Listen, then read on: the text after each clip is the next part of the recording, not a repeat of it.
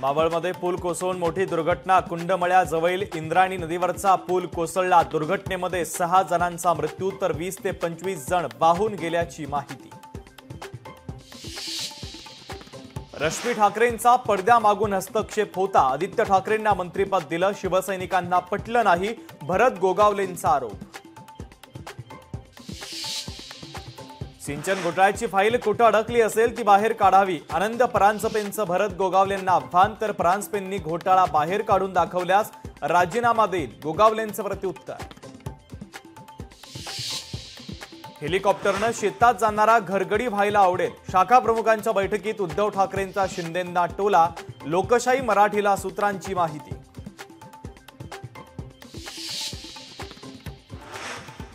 उद्धव ठाकरेंची सातत्यानं भेट होत नसल्यानं शाखा प्रमुखांनी व्यक्त केली नाराजी। तर यापुढे दर महिन्याला बैठक घेणार असल्याचं ठाकरेंकडून पदाधिकाऱ्यांना आश्वासन।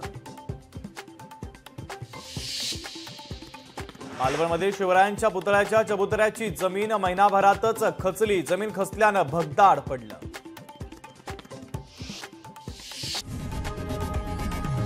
लोकशाही मराठी ऐका, पहा, जागरूक रहा।